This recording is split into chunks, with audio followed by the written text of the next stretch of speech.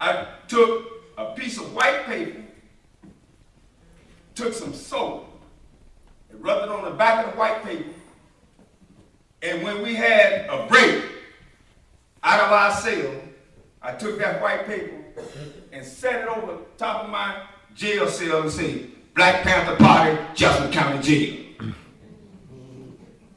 That's how you do it. Thank you, brother. You organize even when you're in the penitentiary. One great example, Brother George Jackson. George Jackson went into the penitentiary apolitical, but he became our national field marshal of the Black Panther Party. Because while they was incarcerated in prison, those elements that they took off the streets in prison was elements that were educated brothers and sisters, and this is why Imam Jamil is on lockdown, right, brother? This is why they keep Mumia on lockdown. Because the prison institutions become revolutionary institutions. This is why they got destroyed the Lucasville movement. Because now the prison that was established for punishment of poor people are now becoming institution of revolutionaries. That's right. And this is why it's so important for us to deal with that. I'm moving as fast as I can because Brother George wrote a book called Bloody Minds. When I read that book, I turned and told some brothers and sisters, I said, the brother's dead. I said, the brother's dead. Because the information that he was getting out to the people, they couldn't let him live. They couldn't let him live. Moving on quickly. The difference between a political prisoner and a prisoner of war. Let me break this down, man. Because we have no folks believe that there ain't no war going on. What I just said about Brother Mumia is a political prisoner.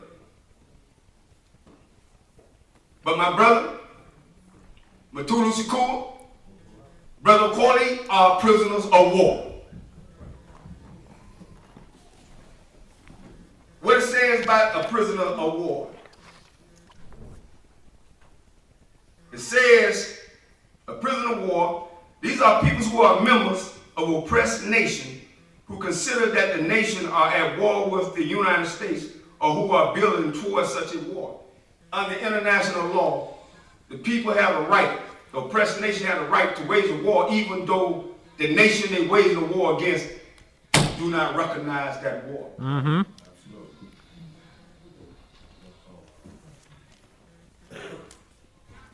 So what we have here in America,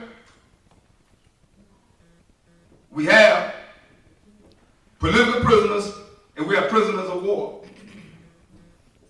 This is where the issue comes in. Why is it so important that we recognize political prisoners and our fighters? The indigenous, North American fighters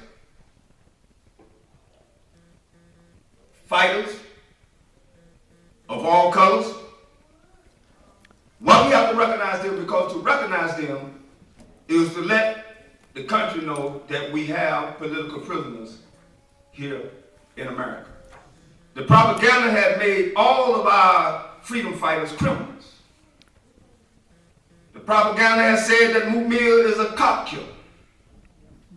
Propaganda has said that Imam Jamil is a cop killer.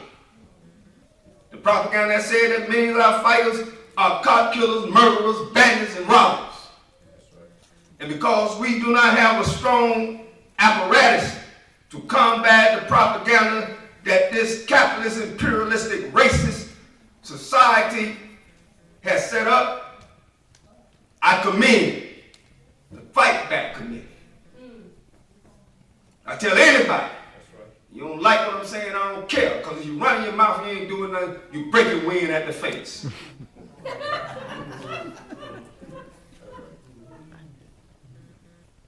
Every organization, we have a part that we have to work on. appreciate putting energy in the political prisoner field. There's people who qualified to do that, and they should be supported. That's right. If I'm working on my military field, That's right. with my generals and my soldiers, That's right. then I have to maintain that.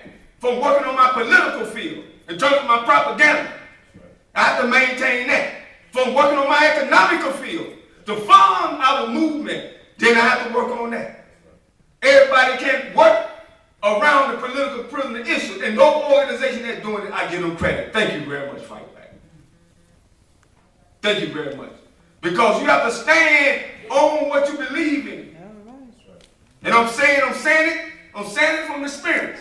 I would not got into the prison to see Email, my son, who was one of the leaders of the Lucasville uprising. Through y'all, I was able to do that. I would not have met his family, his beautiful wife, was through y'all. And I'm saying that we know that we have to build, listen closely to me right now. We have to build a broader alliance. How the heck y'all think Obama got in the house? You know what I mean? It wasn't we say black folks, yeah. But right now, if the skinhead and clans come at Obama, they got to go through some white folks. And history has showed that. There wasn't no brother who shot, George Wallace? It sure wasn't one who shot Reagan, was it? So I'm saying that we as revolutionary country-minded people, we have to build that broad formation. And closing out, I like to say this to all of us. We are not, as some people perceive us to be, we are not a racist organization. We couldn't be that. We don't have the power, the economics. We don't have none of that. The other thing people say that we might be a sexist organization.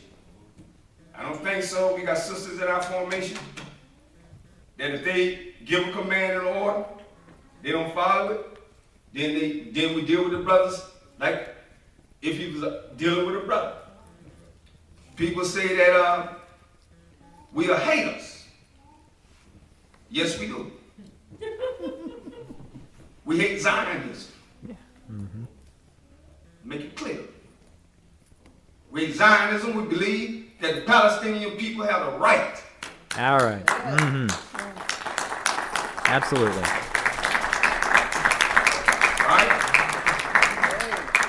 We are anti-imperialism.